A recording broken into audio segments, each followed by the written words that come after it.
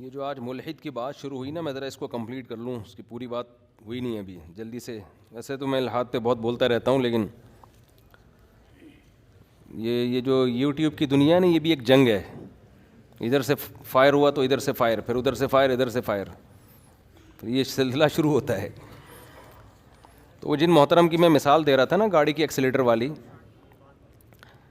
کہ گاڑی خود سے چل نہیں سکتی ہے نہ رک سکتی ہے، تو محترم نے جو جواب دیا کہ گاڑی کی مثال یہاں بیٹھتی نہیں ہے کائنات، گاڑی میں ایوولوشن تھوڑی ہوا ہے، گاڑی ایوالو تھوڑی ہوئی ہے، اسے تو کسی نے بنایا ہے. تو ہم بنی ہوئی چیزوں کے بارے میں تھوڑی پوچھ رہے ہیں، ہم تو اس کائنات کے بارے میں جو خود سے بنی ہے، یہ خود سے ترقی کر رہی ہے. تو یہ تو آپ نے پہلے ہی دعویٰ ہی کر دیا، جو دعویٰ ہے وہی دلیل کے طور پہ پیش کر رہے ہو آپ. اصل سوال میرا یہ ہے کہ گاڑی بھی ایک مادی چیز ہے، مادی چیز ایسی ترقی نہیں کر سکتی آٹومیٹیکلی کہ وہ خود سے بن جائے. تو کائنات بھی ایک مادی چیز ہے، آپ بھی مانتے ہیں، میں بھی مانتا ہوں. تو جیسے کوئی سائنسدان یہ دعویٰ کرے کہ ایک گاڑی خود بخود بن جائے کروڑوں سال میں بھی، آپ کبھی بھی اس دعوے کو قبول نہیں کرو گے، آپ بولو گے یہ نہیں ہو سکتا. تو یہ مادی انسان اور یہ پوری کائنات میں ایک بہترین مینجمنٹ، یہ آٹومیٹیکلی خود سے کیسے ہو گئی؟ بیچ میں ایسے سافٹ ویئر کیسے انسٹال ہو گئے کہ زمین میں دفن کر رہے ہو، درخت بن رہا ہے، پھر چلو درخت بن گیا اتفاق سے، تو درخت آگے کچھ اور بن جائے نا. وہ اس درخت میں تھوڑے دنوں کے بعد پھول اگتے ہیں، اور پھول کے بعد پھر وہی پھل پیدا ہوتا ہے جو آپ نے، پھر اس کے اندر وہی بیج ہے جو آپ نے زمین میں دفن کیا تھا. یہ آٹومیٹیکلی نیچر خود سے اپنے آپ کو اتنا مینٹین کر نہیں سکتی. نیچر کے تو پھر تو نیچر زبردست چیز ہے، نیچر کے پاس تو بہترین مائنڈ ہے پھر. اور جب کہ آپ کہتے ہو نیچر خود سے کچھ بھی نہ، اس کا کوئی وجود ہے، کچھ بھی نہیں ہے. تو عجیب پاگل پنے والی باتیں ہیں. یہ اتنا زبردست مینٹین کیسے کر لیا نیچر نے اپنے آپ کو؟ ایسا زبردست مینجمنٹ کیسے پیدا ہو گئی نیچر میں کہ وہ جناب ایک سائیکل کیسے ہے، دو گراریاں سائیکل کی آپس میں نہیں ایسے مل سکتی کہ ادھر آپ پیڈل چلا رہے ہو، یہ گراری گھومتے، اسے چین گھومتی ہے، چین سے پچھلا پہیہ گھومتا ہے، پچھلے پہیے سے گاڑی سائیکل آگے جاتی ہے. اور تو یہ کوئی کہہ سکتا ہے کہ لوہا خود بخود جا کے چین کی شکل اختیار کر لی؟ بہت زیادہ یہ ہو جائے گا، خود سے ہو گیا. وہ چینیں آپس میں مل بھی رہی ہیں یار. عجیب. ترقی کرتے کرتے نر الگ بن گیا، مادہ الگ بن گئی، مرد الگ بن گیا، عورت الگ بن گئی. ایک ہی چیز بننی چاہیے تھی نا آٹومیٹیکلی ہوتے ہوتے. مرد الگ بنا ارتقاء کے نتیجے میں، ایسا ایوولوشن ایسی خاندانی ہوئی ہے کہ مرد الگ بن گیا اور عورت بالکل اس سے الگ ایک مخلوق ہے، وہ الگ بن گئی. اور پھر دونوں کی ایک دوسرے کی طرف اٹریکشن، وہ اٹریکشن اولاد پیدا کرنے کے لیے نہیں ہوتی، وہ اٹریکشن ویسے ہی ہے، اس کے نتیجے میں اولاد پیدا ہو رہی ہے، نسل بھی بڑھ رہی ہے. یہ کوئی بھی چیز نیچرل نہیں ہے. نیچر بنائی کس نے ہے؟ اللہ نے. اس حوالے سے تو ہم اس کو نیچرل کہتے ہیں، لیکن اس کا کوئی کریٹر ہے، کوئی خالق ہے، یہ خود نہیں ہو سکتا. اور یہ جو کہتے ہیں نا کہ یہ خود بخود انسان میں شعور آیا کہ اپنے بچوں کو، اس طرح کی بھی پھینکتے ہیں یہ لوگ، ملحد لوگ، کہ یہ نیچرل ہے کہ اپنی اولاد کو پالنا، اپنی سے اولاد سے محبت کرنا، تو انسان نے اولاد کو پھر یوں کیا، پھر جانوروں نے. یہ بھی نیچرل نہیں ہے، یہ بھی نیچر خدا نے بنائی ہے. اگر نیچرل ہوتا تو مچھلیاں بھی اپنے بچوں کو پالتی، سانپ بھی اپنے انڈوں سے مادی جو ہے نا نکلے ہوئے بچوں کو پالتی. ہو ہم دیکھتے ہیں جس مخلوق میں گروتھ ریشو بہت زیادہ ہے اس میں ماں کی ممتا ہے ہی نہیں، اور جس مخلوق میں گروتھ ریشو جتنا کم ہے اس میں ماں کی ممتا اتنی زیادہ ہے. یہ مینجمنٹ ہے جس کو قرآن کہتا ہے ذالک تقدیر العزیز العلیم. یہ مینجمنٹ ایک ایسی ذات کی جو ہر چیز کو مینج کرتا ہے. تقدیر کا معنی مینج کرتا ہے، العلیم علم بھی کامل ہے. مچھلیاں لاکھوں انڈے دیتی ہیں، اگر مچھلی بھی اپنے انڈوں کی ایسے حفاظت کرتی اور ایسے پالتی جیسے مرغی پالتی ہے تو سمندر میں اتنی مخلوق ہو جاتی کہ سارا سمندر کا سیٹ اپ ہی برباد ہو جاتا. لیکن خدا نے مچھلی کے دل سے ماں کی ممتا چھین لی.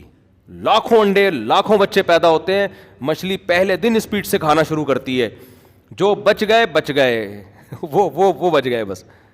سانپ بھی ایسے ہی کرتی ہے اس کی مادہ. لیکن پینگوئن آپ نے دیکھا ہوگا، ایک پرندہ ہے سمندر کے قریب رہتا ہے، وہ بہت کم بچے دیتا ہے. آپ ذرا ڈاکومنٹری میں دیکھیں اس کے ماں اور باپ مل کے بچے کو کیسے پالتے ہیں، کس قدر طوفانی ہوائیں برداشت کرتے ہیں اس کے لیے. تو اس سے صاف اس پر کوئی ملحد اعتراض کر سکتا ہے کہ پھر اگر خدا ہے تو وہ مچھلی کو اتنے بچے دینا جتنے افورڈ کر سکتی ہے وہ. کیا ہو گیا بھائی؟ بھائی یہ کیا کہ اتنے پیدا پہلے زیادہ کروا دیے، پھر مچھلی کو بولا کھا لو. پہلے اتنے زیادہ پیدا کروا دیے اللہ نے مچھلی سے، پھر بولا کہ کیا کرو، کھا لو، جو بچ جائیں وہ بچ گئے، جو کھا گئے وہ کھا گئے. تو پھر دیتا ہی اتنے جتنی گروتھ ریشو ہونا چاہیے. تو دیکھو ہر اعتراض کا ہر ایک کے پاس نہ خدا کے ذمے جواب دینا ہے. ہم تو یہ دیکھتے ہیں کہ اس کائنات میں ایک مینجمنٹ ہے، جہاں بچے مچھلی کے لاکھوں پیدا ہو رہے ہیں، ایسی مخلوق میں ماں کی ممتا اللہ نے نہیں رکھی. ہمیں یہ نشانی دیکھ کے پتہ چلے گا کہ کوئی ہے. باقی اللہ کا ہر کام کا جواب نہ ہمارے ذمے، نہ ہماری مینٹل لیول وہاں تک ہے کہ خدا جو کچھ کر رہا ہے وہ ہمیں بتا کے کرے کہ میں یہ اس لیے کر رہا ہوں، یہ اس لیے کر رہا ہوں. ہمیں تو یہ دیکھ رہے ہیں مینجمنٹ مینیجر کے بغیر نہیں ہوتی، اور مینجمنٹ ہمیں نظر آ رہی ہے بس. اس کی ایسی مثال ہے جیسے سمندر کا پانی اگر میٹھا ہوتا تو آپ کا کیا خیال ہے، محفوظ ہوتا؟ سڑ جاتا، برباد ہو جاتا. اللہ نے کیا کیا، کڑوا نمک پیدا کر دیا. ہزاروں سال ہو گئے سمندر خراب ہونے کا نام نہیں لیتا. اس کی کڑواہٹ جو ہے نا نمک. اب اس پہ کوئی کہے کہ خدا جو ہے پانی میٹھا کرتا اور میٹھا ایسا کیمیکل ڈال دیتا اس میں کہ وہ کیمیکل اس کو خراب ہونے سے بچا لیتا. تو کر تو بہت کچھ سکتا ہے، بلکہ خدا یہ بھی کر سکتا تھا کہ چینی ملا دیتا اس میں، پھر بھی محفوظ کر لیتا. لیکن وہ تو جو بھی کرے گا آپ کو اس پر اشکال ہوگا کہ پھر اس کی ایک ایسے مثال ہے. ایک صاحب کہنے لگے فجر کی 2 رکعتیں فرض کیوں ہیں، اللہ نے 4 کیوں فرض کی نہیں کی، اور ظہر کی 4 کیوں فرض ہیں؟ میں نے کہا اللہ اگر فجر کی 4 کر دیتا تو پھر آپ سوال کرتے کہ فجر کی